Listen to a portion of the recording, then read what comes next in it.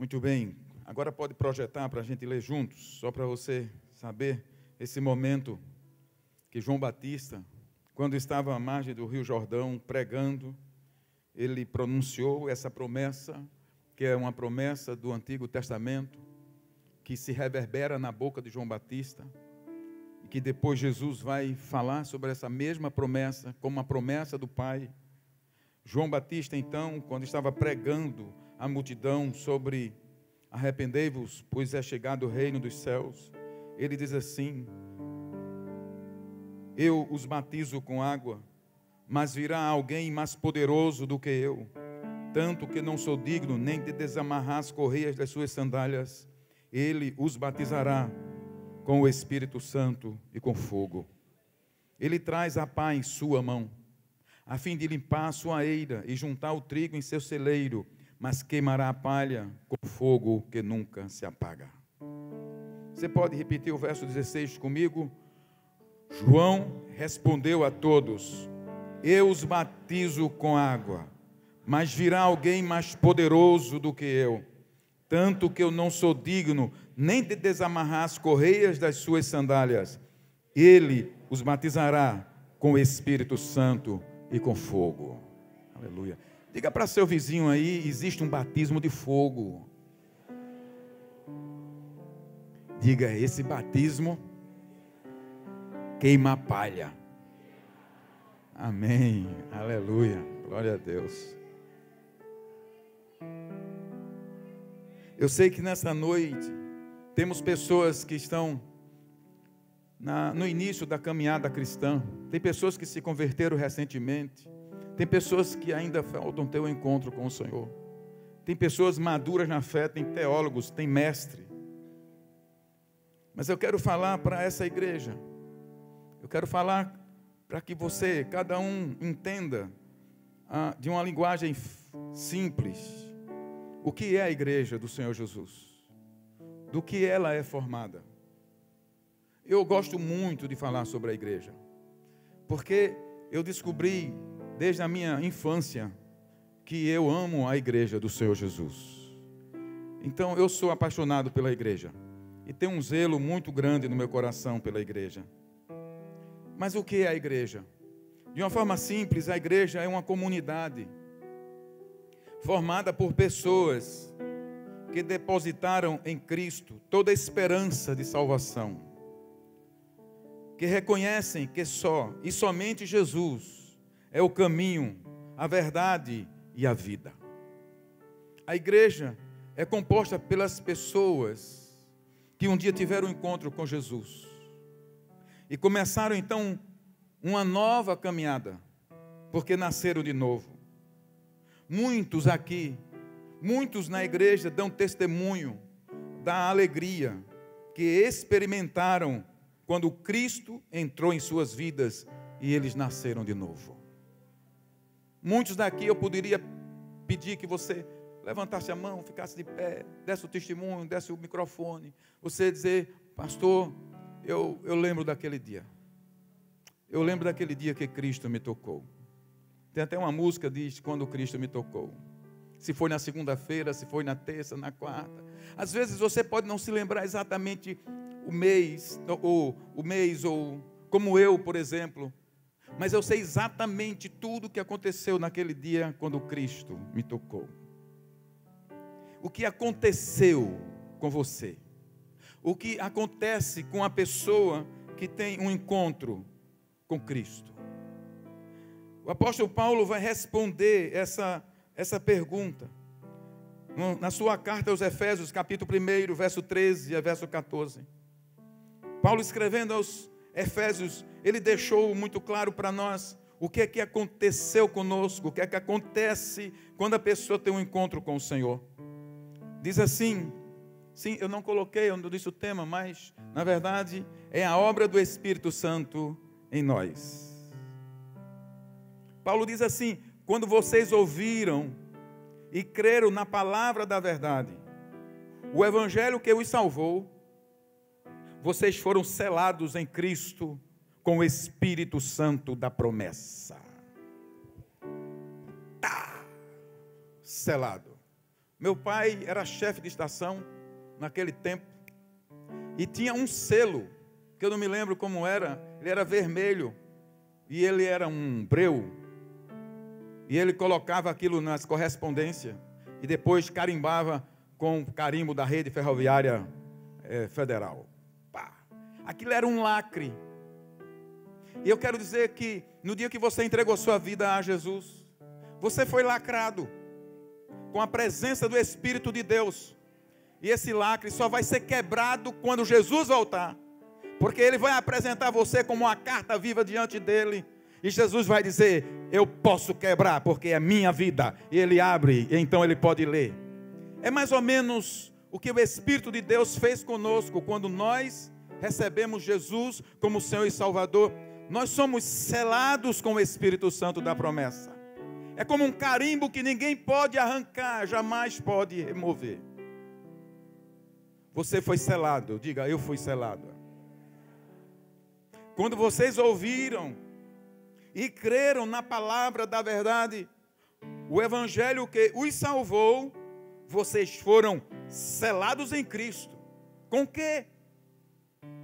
Meu pai fazia com o breu, mas vocês foram selados em Cristo com o Espírito Santo da promessa. E ele vai no verso 14 dizer, esse Espírito é a garantia da nossa herança até a redenção daqueles que pertencem a Deus para o louvor da sua glória. É a garantia, em outras versões diz, é o penhor.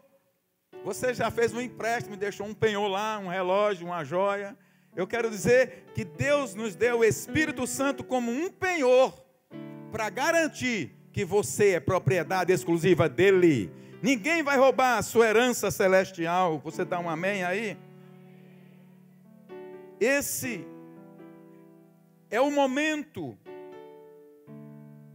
quando somos separados para Deus como sua propriedade particular. Mas entendemos nesse momento pouco ou quase nada sobre Deus, sobre sua palavra, sobre o novo padrão da nova vida em Cristo. Nem entendemos muito sobre a vontade de Deus para a nossa vida, porque somos bebês. Quando você conheceu a Cristo, primeiro você creu, para depois entender. Parece um contrassenso, mas primeiro você mergulha na fé. Primeiro você se abre para a graça. Não entende muita coisa, né, Galdino? Mas depois vai ficando claro, à medida que vai caminhando, porque a vida do justo é como, a justiça do justo é como a luz da aurora que vai brilhando cada dia mais. Então você vai descobrindo cada vez mais a beleza do Evangelho e as promessas de Deus para a sua vida. Mas naquele momento, quando você entregou sua vida a Jesus, você conhecia pouco sobre Deus, porque é assim. Você conhecia pouco sobre Cristo, mas algo te tocou, foi mais forte do que você. E você disse, eu me rendo, eu quero. Você não sabia nada muito sobre essa nova vida, sobre o novo padrão da nova vida, e sobre a vontade de Deus para a sua vida. Antes, você vivia por conta própria, fazendo seus projetos, seus planos, mas agora você percebe que o Espírito Santo comunica ao seu espírito que você tem um dono, que você é uma propriedade de alguém, e que agora você não pode fazer da sua vida o que você quer. Quando nós chegamos a Cristo, nós chegamos com uma carga muito pesada, chegamos com um fardo muito pesado. É como Jesus disse lá em Mateus capítulo 11, verso 28. Todas as pessoas que foram a Cristo, que chegaram a Cristo, elas chegaram dessa forma. Jesus olhou para aquelas pessoas e disse, venham a mim, todos os que estão cansados e sobrecarregados, e eu lhes darei descanso. Chegamos sobrecarregados, chegamos cansados, porque o mundo, na verdade, já foi representado. Tem um livro chamado Peregrino, que é um best-seller, na verdade, da vida cristã. Você pode procurar ler esse livro. Fala da caminhada de um jovem e ele carrega um fardo muito grande. Fala da caminhada cristã. E aí você vai ver que quando você chega a Cristo, há muita carga, há muito peso sobre você. É a velha vida. É a carga do pecado. São as mazelas na nossa alma. E aí Jesus diz assim: venham a mim, todos os que estão cansados, sobrecarregados, e eu lhes darei descanso. Chegamos assim. A igreja recebe pessoas que desde a sua infância foram acumulando um peso muito grande, cargas emocionais, atitudes, comportamentos, desvio de comportamento, falta de entendimento do amor ao próximo, relacionamentos quebrados, maus costumes. Nós chegamos todo desgrenhado. Queridos, sabe como é que podemos entender como é que nós chegamos a Cristo e como é que a gente chega na igreja? É como o filho pródigo que voltou para a casa do pai. E aí um minutinho. Essa parábola Jesus contou do filho pródigo, de um homem rico, de um pai amoroso que representa a pessoa de Deus. Ele tinha 2 filhos. E o mais novo disse: pai, me dá a parte da herança, porque eu quero aproveitar a vida, eu quero decidir da minha vida. A herança só podia ser dada depois que o pai morresse. Mas ali a figura de Deus. E aquele jovem pegou aquela herança, partiu, desperdiçou tudo. Quando não tinha nada, ele desperdiçou com o pecado, com a prostituição. Ele gastou tudo e agora ele estava cuidando de porcos. Ele queria comer comida de porcos. Até que ele cai em si e lembra da casa do pai. Disse: agora perdi meu direito de filho. Mas mesmo assim ele encontrou força, ele voltou. E quando ele voltou, o pai não mandou ele para a casa dos escravos, mas o abraçou e o recebeu. Um dia saímos da casa do pai. Toda a humanidade deixou o Éden, saiu da casa do pai, e nos perdemos nas estradas da vida. Nos enlameamos com as comidas de porcos. Perdemos nossa dignidade de imagem e semelhança de Deus. Ficamos desfigurados. Porque o homem é a imagem e semelhança de Deus. Mas hoje essa imagem está desfigurada. Ela não representa a essência de Deus, mas ainda possui a essência de Deus.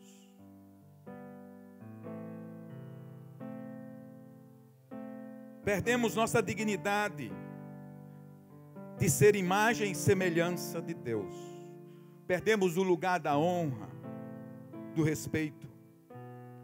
Um dia o Pai estendeu sua mão de misericórdia e nos resgatou da humilhação da pocilga e nos fez assentar em sua mesa, nos cobrindo de honra e dignidade.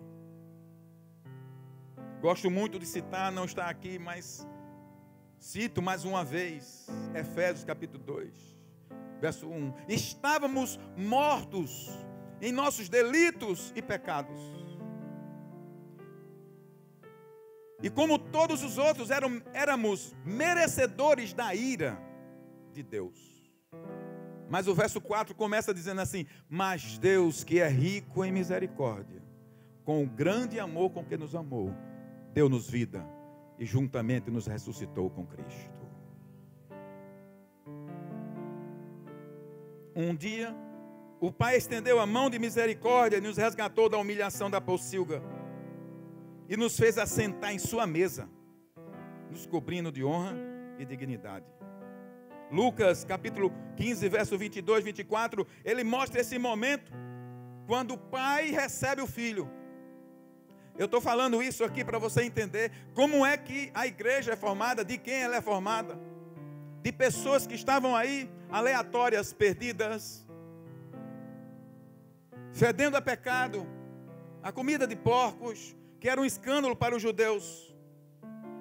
O filho vem em direção à casa do pai e diz que o pai estava à distância olhando. Todos os comentaristas dizem que aquela expressão do pai era que Deus representa Deus que continua com seus olhos na estrada, à espera do próximo filho que vai voltar.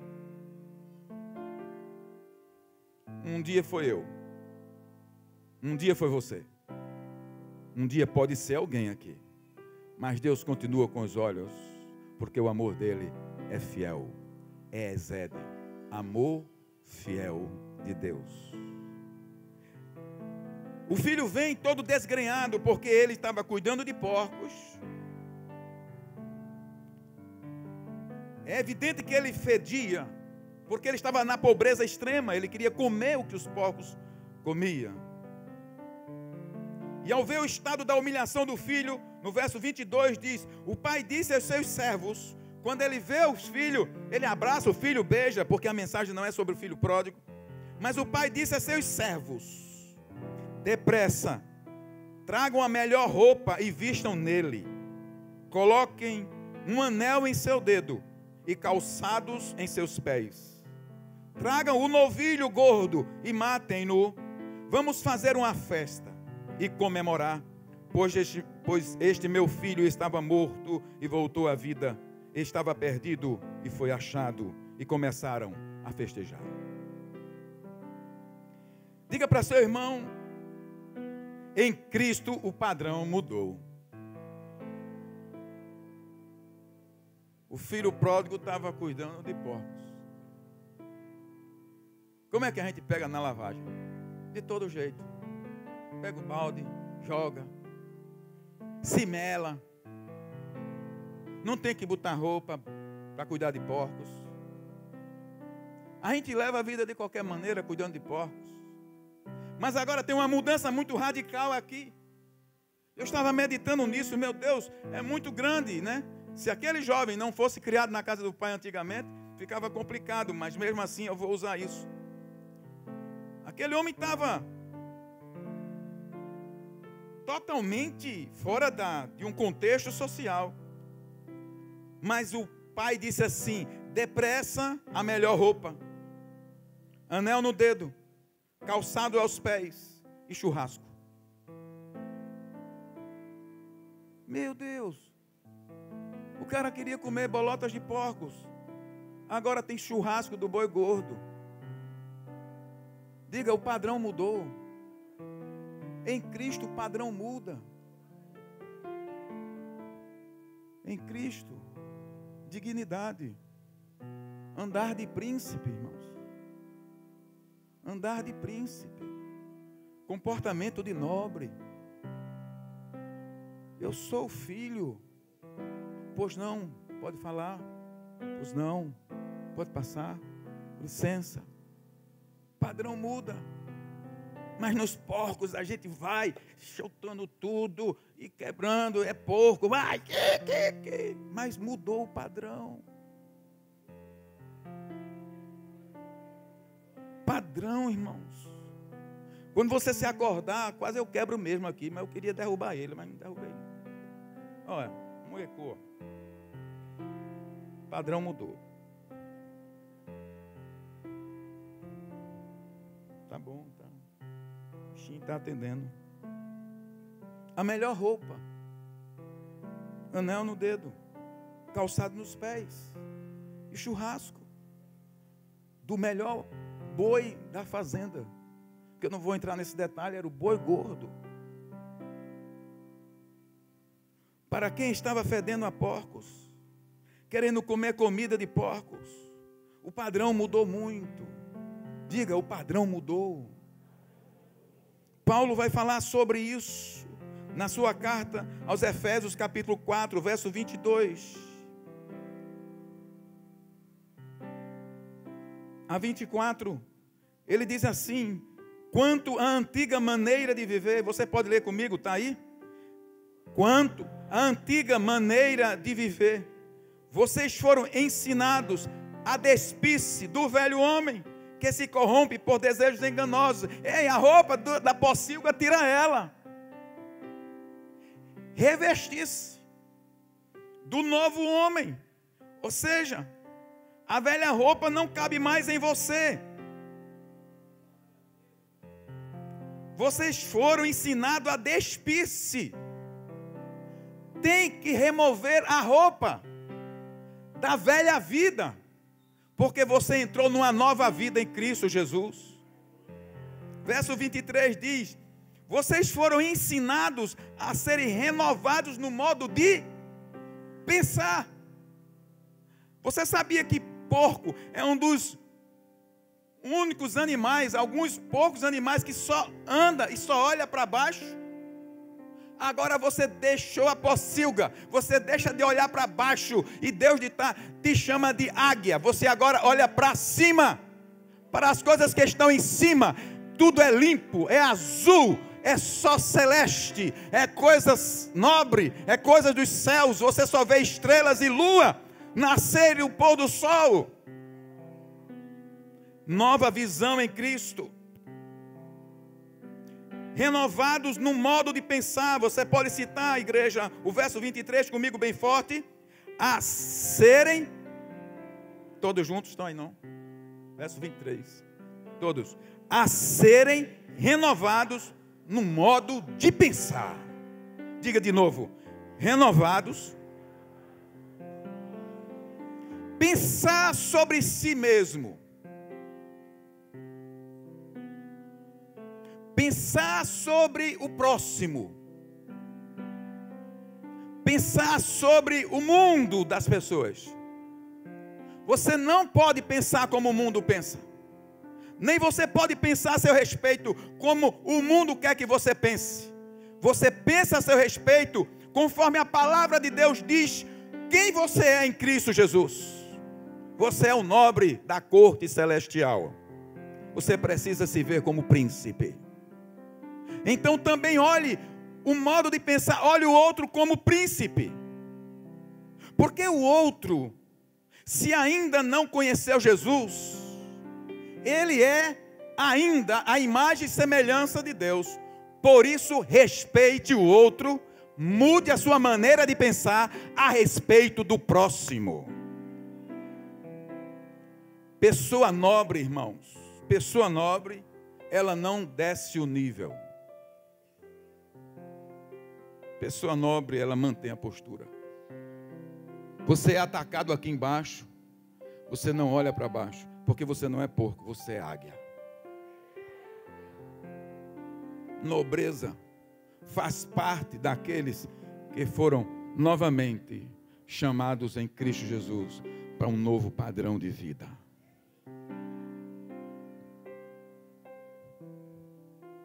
A serem renovados no modo de pensar, verso 24, a revestir-se. No verso 22 diz despir-se. Diga assim, tirar a roupa velha.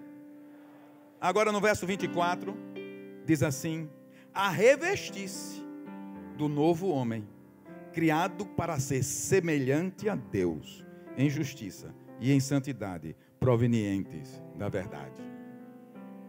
Eu gosto muito, irmãos. Eu gosto muito da minha posição. Sabe, quando a coisa está ficando meio baixa assim, eu penso em que eu sou em Cristo Jesus. Eu conversava quinta-feira com um grupo de irmãos aqui, em um certo lugar. Eu estava falando sobre como compensa essa nova vida em Cristo.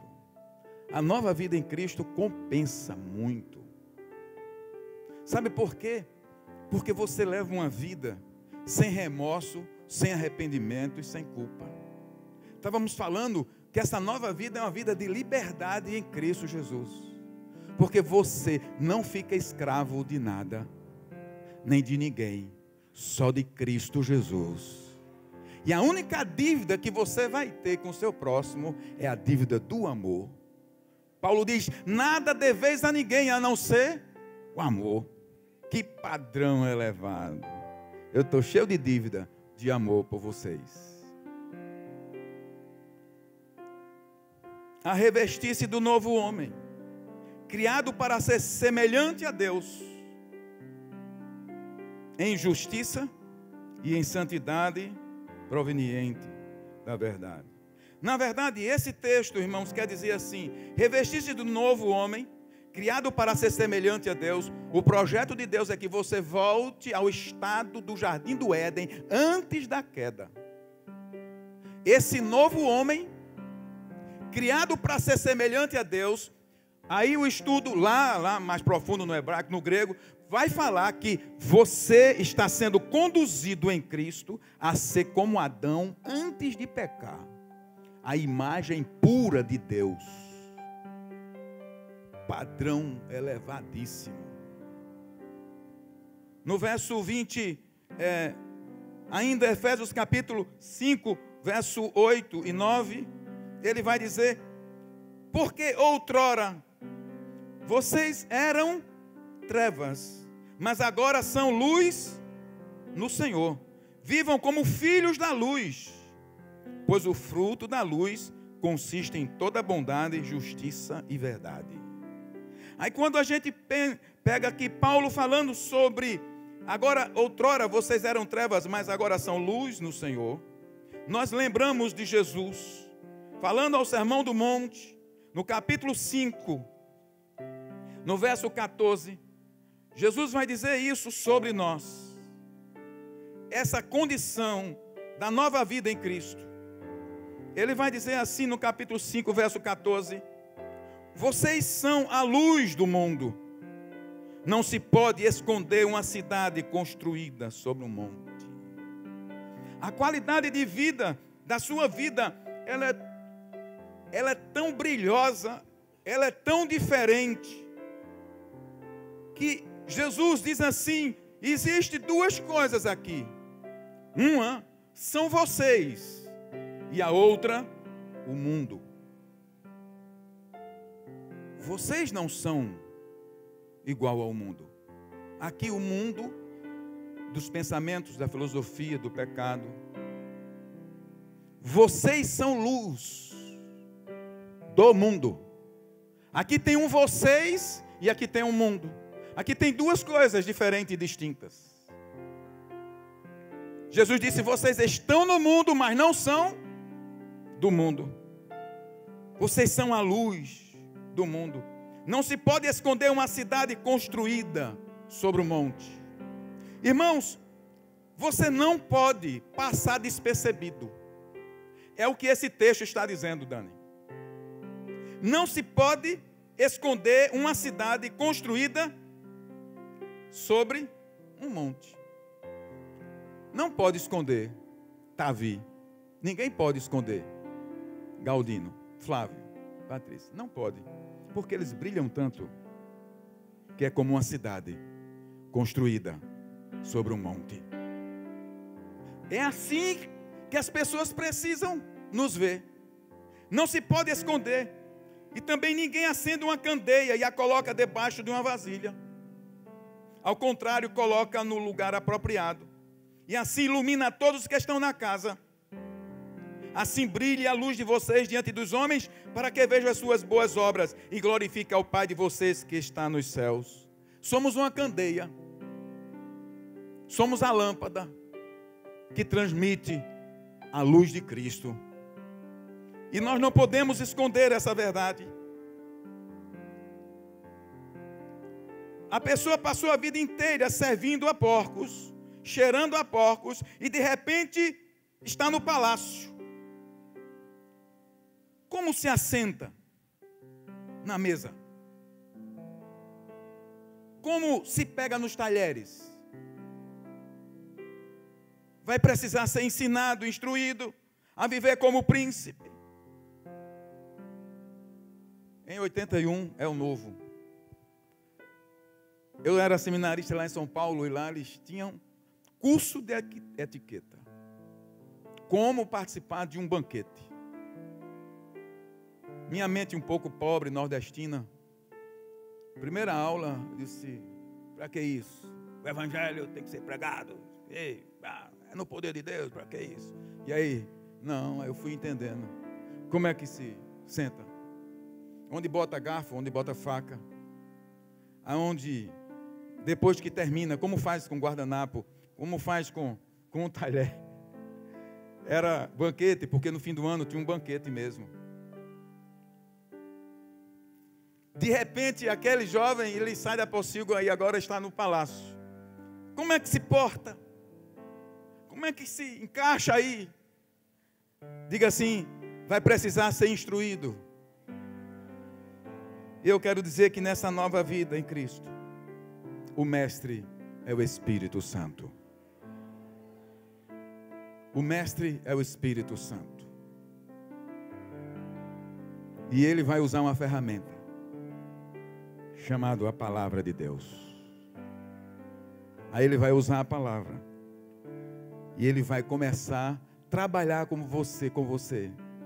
Como um que trabalha com diamante, que faz um lapidador. E ele vai começar a trabalhar, tirando as arestas, para que a luz que há em você brilhe cada dia mais. O Espírito Santo, então, é essa pessoa dada por Deus para que possa fazer isso na nossa vida. E eu quero dizer nessa noite, sem Ele, seria impossível nós compreendermos o que está escrito nessa palavra. O Espírito Santo é que ilumina essa palavra para o nosso coração. Por isso que Jesus, falando sobre a vinda do Espírito Santo, em João capítulo 16, verso 8, ele vai dizer assim, quando ele vier, João 16, 8 diz assim, quando ele vier, falando da vinda do Espírito Santo, que aconteceria dias mais tarde, convencerá o mundo do pecado, da justiça e do juízo.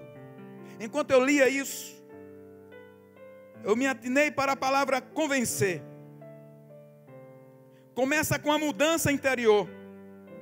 Não adianta ninguém ensinar, só ele convence. Aí o Espírito Santo disse, olha, você falou recentemente na igreja,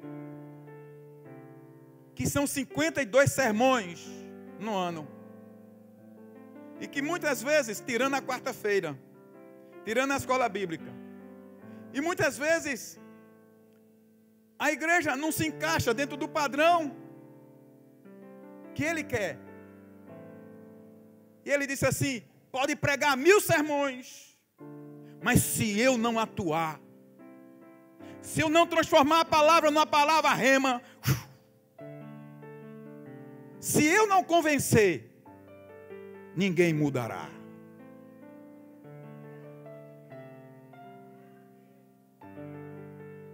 Quem foi para a conferência aqui com o pastor Eibe? Quem estava no sábado lá? Diga assim, eu sou ágape. Você só é ágape se o Espírito Santo de Deus atuar. Se não é só palavra solta ao ar. O ágape se manifesta se o Espírito Santo se apossar de você. Ninguém muda ninguém. Marido não muda mulher.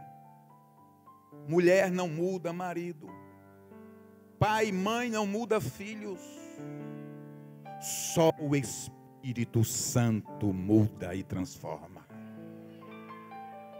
E geralmente ele usa o silêncio, a quietude, às vezes as caladas da madrugada, na solidão, o sofrimento. Ele usa situações as mais diferentes que você pode imaginar para tratar com o nosso eu. Ele é o mestre por excelência. A palavra de Deus só torna-se vida em nós se Ele atuar naquele momento. Podemos conhecer a Bíblia de Gênesis, Apocalipse, mas sem a presença do Espírito Santo, sem esse que Jesus disse, quando Ele vier, convencerá. Se Ele não fizer isso, nunca eu vou convencer ninguém, nem a mim mesmo, porque o coração do homem é enganoso. Ninguém vai se ver invejoso. Eu nunca ouvi alguém dizer: pastor, ore por mim, porque eu sou invejoso, invejosa. Ninguém se vê orgulhoso, orgulhosa. Isso só uma obra do Espírito Santo, quando mostra, convence, trata e cura.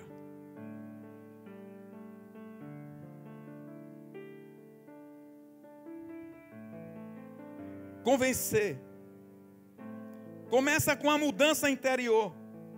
Não adianta ninguém ensinar, só ele convence. Por isso eu estou certo de que a nossa oração é que ele atue em nossas vidas.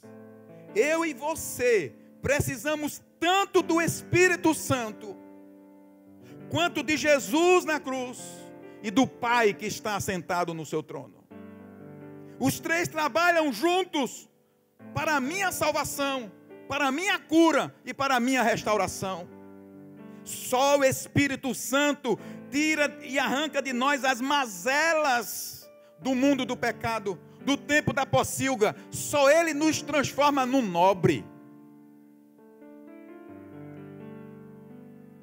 Verso 16, 13, diz assim: mas quando o Espírito da verdade vier, Ele os guiará a toda a verdade.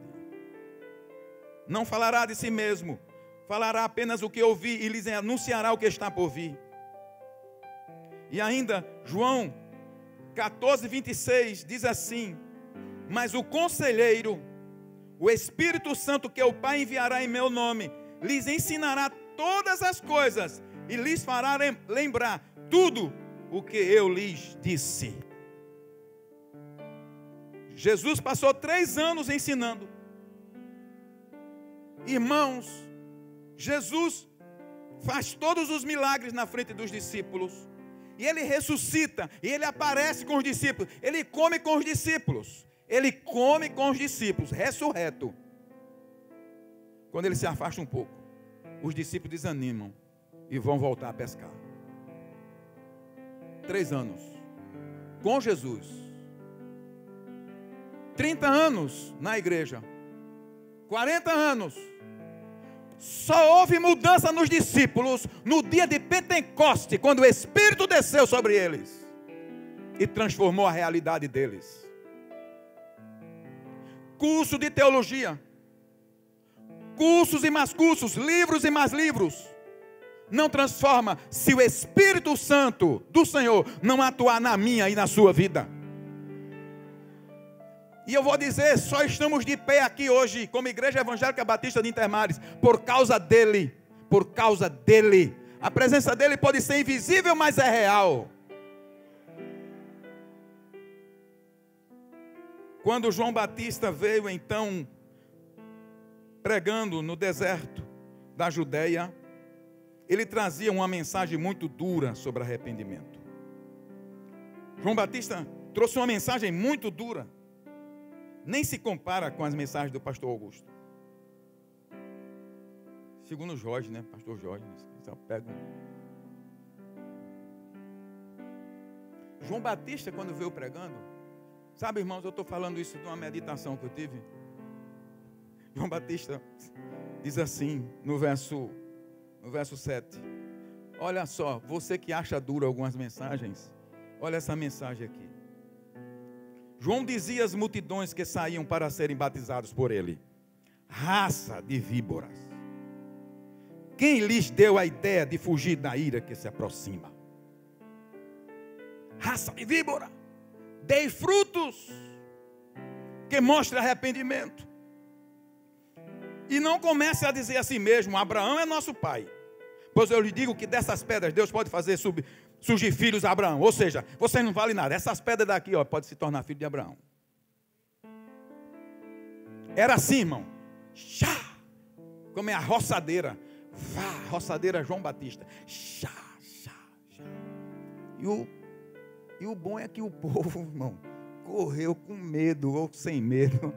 Por favor, me batiza, João. Por favor, me batiza. Porque ele tinha um recadinho mais no verso 9. o machado já está posto à raiz das árvores. E toda árvore que não der fruto será cortada e lançada ao fogo. Eita! Vamos sapatear aqui. Mas essa mensagem de João, ela é atual para hoje. Mas se eu disser e o Espírito não convencer, eu volto para casa e o Espírito me pega. Ei, você machucou minha igreja. Pregue, mas pregue com amor e no Espírito. Você sabia disso? Que muitas vezes eu saí daqui, tive que passar muitas horas chorando,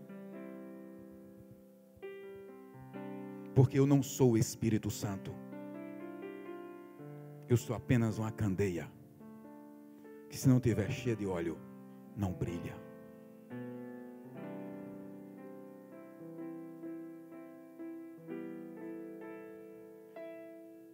João sabia que nenhuma mensagem, por mais dura que fosse, podia queimar a iniquidade interior do homem. Então, João levanta uma esperança. João sabia que nenhuma mensagem, por mais dura que fosse, queimaria a iniquidade interior do homem. Ninguém vai lá. Outro homem não vai lá. Só ele vai lá. Só ele toca como ninguém toca. Quando ele toca, pode ferir, mas fere para sarar. Lá em Oséias, Deus diz assim: eu faço a ferida e eu curo a ferida. João Batista disse: raça de víbora, vocês precisam se arrepender. Mas quando ele chega no verso 16, ele traz a palavra de esperança. Ele diz assim: então João Batista disse: eu os batizo com água, mas virá alguém mais poderoso do que eu, tanto que não sou digno nem de desamarrar as correias das suas sandálias. Ele os batizará com o Espírito Santo e com fogo. João sabia disso. Por isso ele diz: ele o batizará com o Espírito Santo e com fogo, e queimará a palha. Verso 17 diz: ele traz a pá em sua mão, a fim de limpar sua eira e juntar o trigo em seu celeiro. O Espírito disse: pode falar assim, pode interpretar assim. Ele vai lá na minha vida, eu sou a eira, ele é a pá. Só ele pode vir aqui, e ele lá dentro faz uma separação daquilo que é bom e ruim, e ele tira a iniquidade que é a palha, ele vai queimar, e ele deixa o ouro purificado, o trigo no celeiro, para a glória do nome do Senhor. Só ele faz isso, homem nenhum faz. João está dizendo que o batismo que Jesus traria sobre seus discípulos era um batismo de fogo purificador. Eu batizo com água, mas virá um que batizará com o Espírito Santo e com fogo. E por que fogo? Porque fogo aqui, em toda a Bíblia, fala de purificação. Fogo você coloca no lugar que você quer matar micróbios, num lixo, para não ter dúvida que aquilo vai se acabar. Você toca fogo, e o fogo do Espírito de Deus em nós arranca a iniquidade interior e me transforma num novo homem, semelhante a Deus em justiça e em verdade. É obra dele. Esse fogo do Espírito penetraria nas áreas mais escuras da nossa alma, segundo João, nas memórias mais escondidas do nosso inconsciente e subconsciente, trazendo luz que dissipa as trevas interiores. O Espírito Santo, quando atua, ele vai além da mente, Ele vai no consciente, inconsciente e subconsciente. Vai mais profundo nas entranhas da nossa alma. Ele sabe tudinho. Ele perscruta. Ele abre assim, como você está dissecando assim, ó. Abre completamente. Bota na luz. Ele passa o fogo. Depois fecha. E você é um novo homem, uma nova mulher.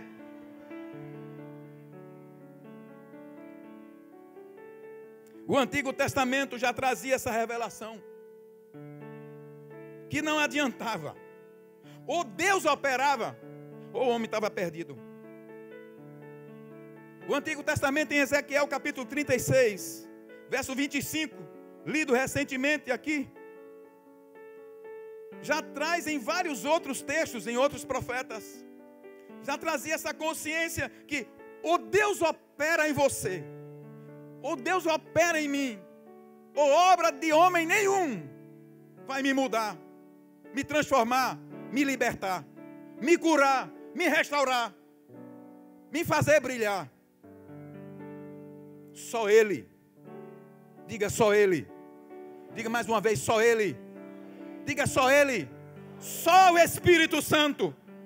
Só o Espírito de Deus. É dele que eu e você precisamos. Porque até para compreender a palavra, precisamos dele. Não podemos viver sem ele.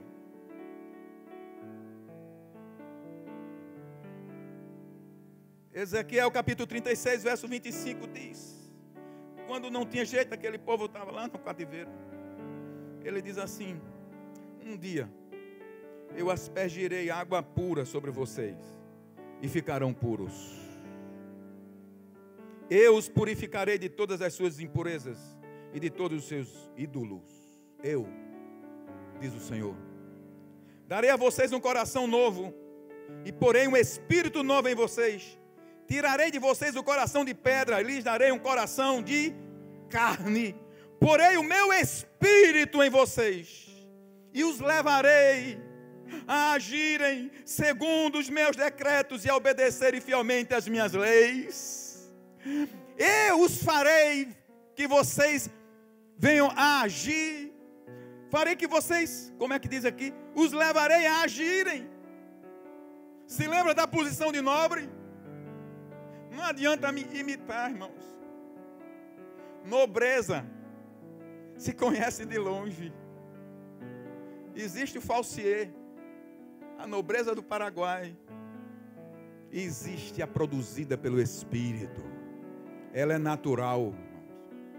Ela se percebe de longe. Se percebe nas intenções do coração. O nobre de espírito, o verdadeiro que não é falsier, nunca se aproxima de alguém com segundas intenções. A única intenção que ele tem, Guilherme, é de amar. Ele só se aproxima com você já com compaixão.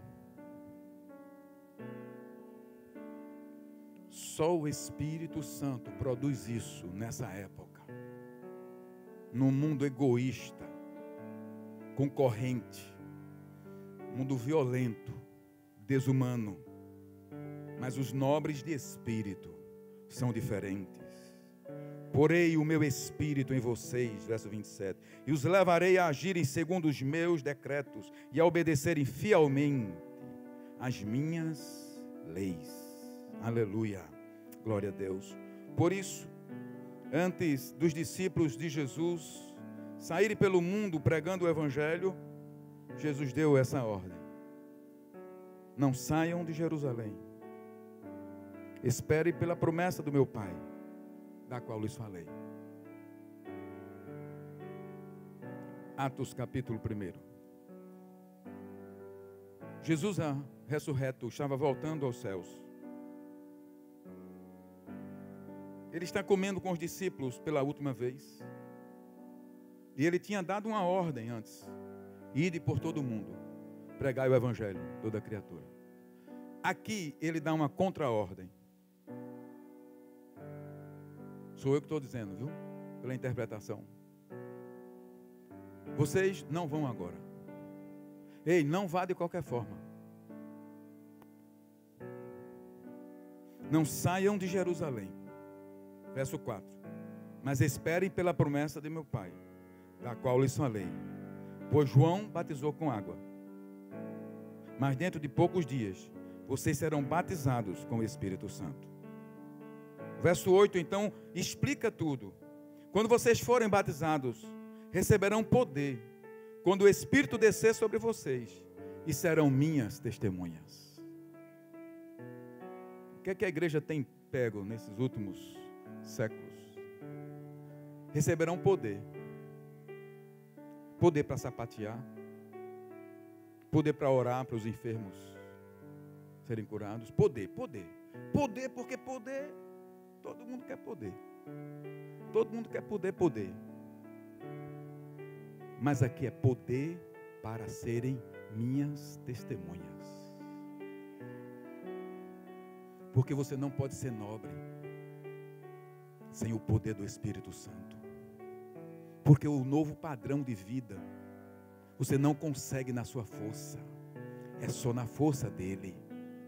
É ele que produz isso, é obra do Espírito Santo.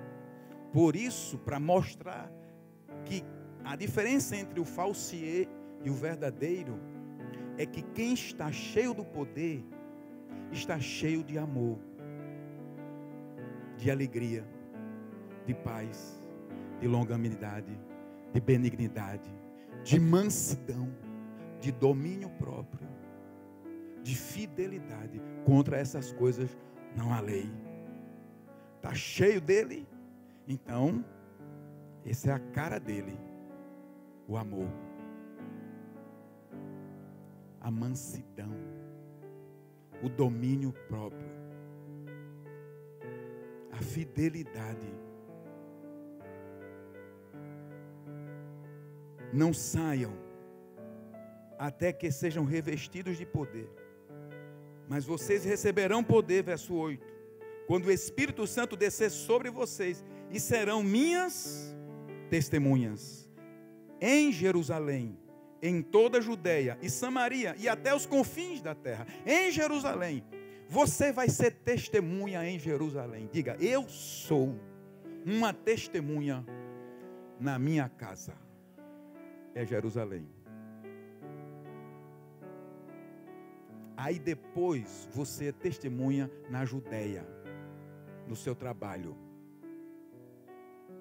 Aí depois você vai para Samaria, que é toda a cidade. E você vai então para os confins do mundo, mas começa em Jerusalém, que é a sua casa. É o verdadeiro poder da igreja, é o poder do testemunho. Se você não tem o dom de curar, eu quero dizer que esse não é o sinal. O sinal é se você está cheio de amor, se está cheio de paz, de alegria, de bondade, de domínio próprio. Vocês receberão poder. Isto é, vocês precisam passar por esse batismo de fogo, por esse lança-chamas, que vai desinfectar esse ambiente escondido da alma. Depois vocês estarão livres para serem minhas testemunhas.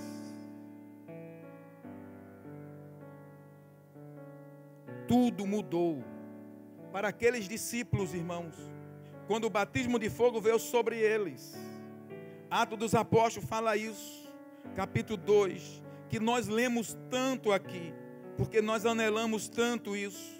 Chegando o dia de Pentecoste, estavam todos reunidos num só lugar. Está aí, Atos 2. Chegando o dia de Pentecoste, estavam todos reunidos num só lugar. De repente, aí vem um fenômeno visível, perceptível. Veio do céu um som, como de um vento muito forte, e encheu toda a casa na qual estavam assentados. E viram que parecia línguas de fogo que se separaram e pousaram sobre cada um deles. Todos ficaram cheios do Espírito Santo e começaram a falar em outras línguas conforme o Espírito os capacitava. Esses fenômenos, iguais àquele, pode não acontecer de um vento, Mas uma coisa ficou também como um sinal visível: as línguas, irmãos. O batismo de fogo também traz sobre você essa confirmação de que você, como um príncipe de Deus, fala agora a língua dos anjos. Eita, que quase sai agora. Agora tem esse dom visível, perceptível. E Paulo vai dizer: ele serve não para edificar a igreja, mas a si próprio. Vem do céu para você, é um pão fresco do céu para você. E eu quero dizer que não tem, irmãos, coisa melhor do que você estar no seu lugar secreto e começar a falar em línguas com o Senhor. E você diz: Senhor, o que é isso aqui, Senhor? Dá a interpretação. Mas Ele está dizendo: meu filho, você está conectado com o céu diretamente, linha direta comigo. E à medida que isso vai acontecendo, digo para você com experiência própria, Ele vai te fortalecendo, na verdade está te edificando e rompendo, queimando a iniquidade interior com esse fogo purificador. O batismo com o Espírito Santo é uma experiência que não é única, ela é repetitiva, ela deve ser diária, ela vai queimando, porque tem palha, cada dia tem palha, porque nós acumulamos palha de um dia para outro, e quando você se assenta para adorar Ele, quando você se deita para chorar na presença dEle, se ajoelha, se tranca, não importa, na igreja, no louvor, no seu carro, eu quero dizer que todo dia Ele está com lança-chamas, transformando tua vida, para viver como príncipe. E Ele vai te educando, reeducando, alinhando. Filho, isso não. Filho, esse linguajar não é próprio, filho. Isso que você está vendo aí não é próprio. Você tem meu espírito. Você fala comigo diretamente. Olha a postura na mesa. Olha o talher. Vê como é que bota esse talher aí.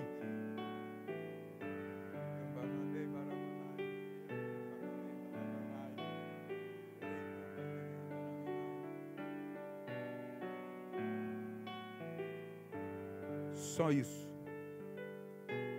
só essa intimidade é a solução para a tua vida, para a tua amargura, para o teu pecado, para a tua iniquidade, tua desavença, tuas mazelas, na presença dEle.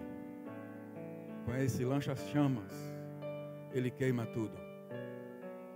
Ao redor de você, pode ser que nada mude, mas você está mudando de glória em glória. O louvor pode vir. Você está mudando de glória em glória. Essa experiência com o Espírito Santo nos muda dia a dia. Porque nós não estamos aqui caminhando para trás como caranguejo. Nós estamos caminhando para frente. E o lugar que nós vamos morar é muito nobre. Chama o céu. Eu vou morar no céu. Diga: eu vou morar no céu. E eu tenho que aprender as boas maneiras do céu. Diga: eu tenho que aprender as boas maneiras do céu. O apóstolo Paulo é encantador. Tirando Jesus, o apóstolo Paulo é encantador. Colossenses capítulo 3, verso 1, ele diz: irmãos, vocês já ressurgiram em Cristo. Vocês já ressurgiram em Cristo. Vocês ressuscitaram. Vocês agora estão. Pensem nas coisas que são de cima. Pensem nas coisas que são de cima. Faça um apelo à juventude. Põe tua mente nas coisas que são nobres. Coloca aí, por favor, não está aqui não. Coloca aí Filipenses capítulo 4. Deixa eu dizer aqui. Eu acho que é o verso. Bem, não acho, eu vou lá. O verso 8. 4:8 de Filipenses. A igreja já pode ir ficando de pé, fazer de conta que eu estou terminando.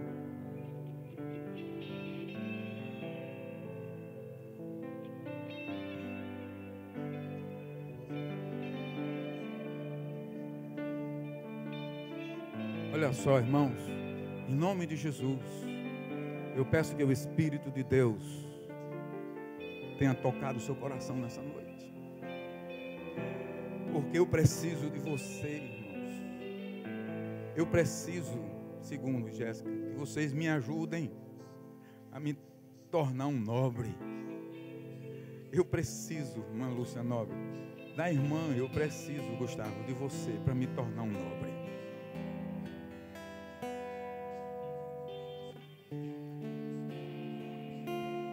Finalmente, irmãos, tudo que for verdadeiro, tudo que for nobre, tudo que for correto, tudo que for puro, tudo que for amável, tudo que for de boa fama, se houver algo de excelente ou digno de louvor, pensem nessas coisas.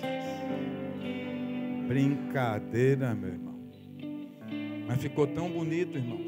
Nem está aqui, viu? Quem vai fazer o esboço, ponha esse texto aí, que não estava aqui não. Não está aqui não. Todo mundo junto do início. Finalmente, irmãos, tudo que for verdadeiro, tudo que for nobre, tudo que for correto, tudo que for puro, tudo que for amável, tudo que for de boa fama, se houver algo de excelente ou digno de louvor, pensem nessas coisas.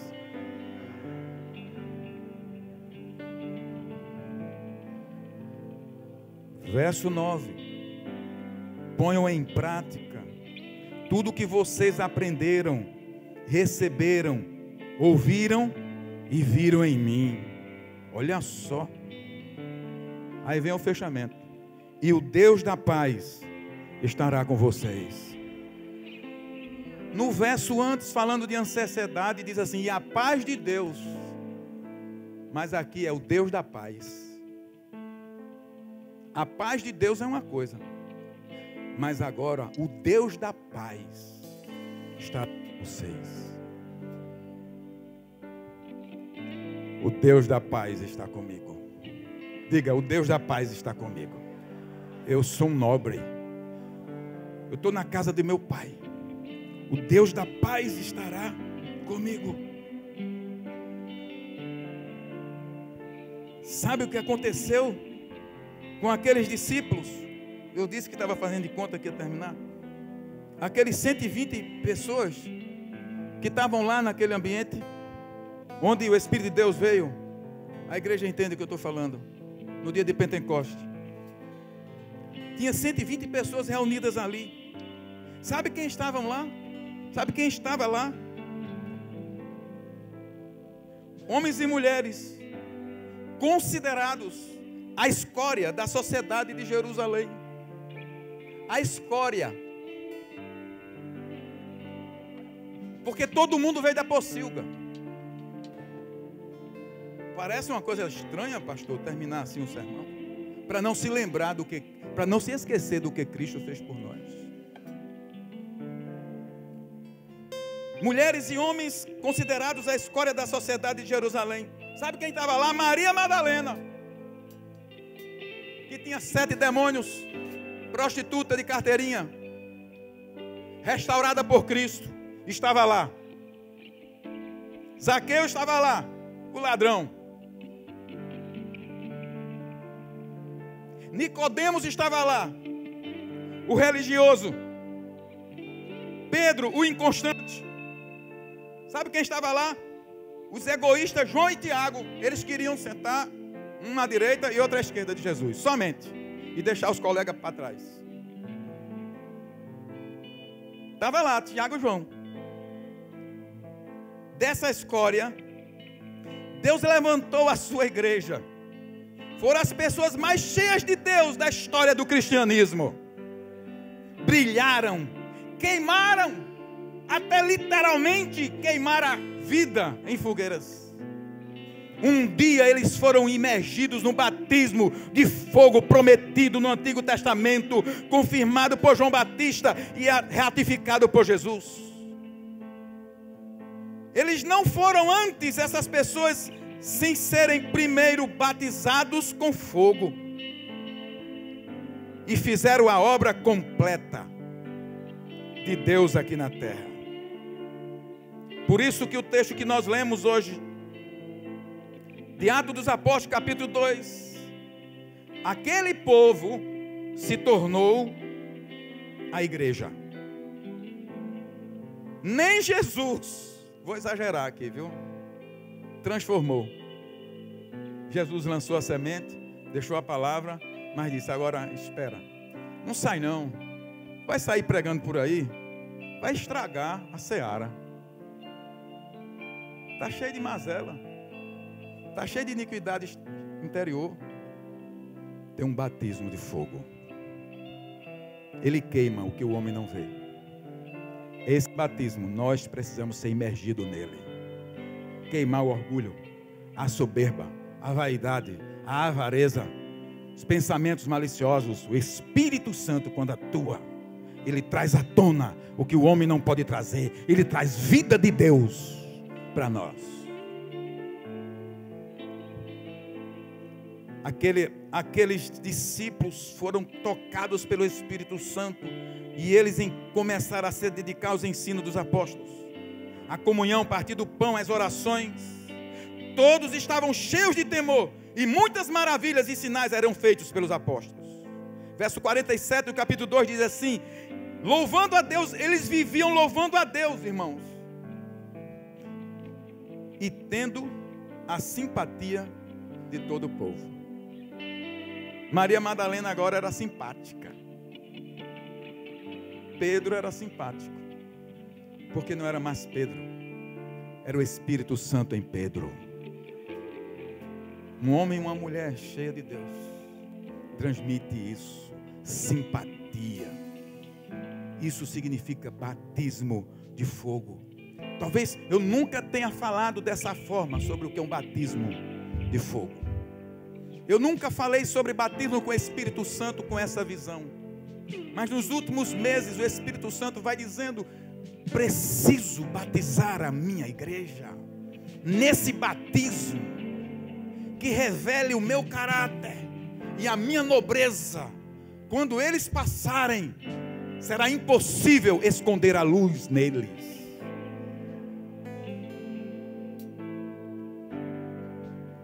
Vamos adorar o Senhor.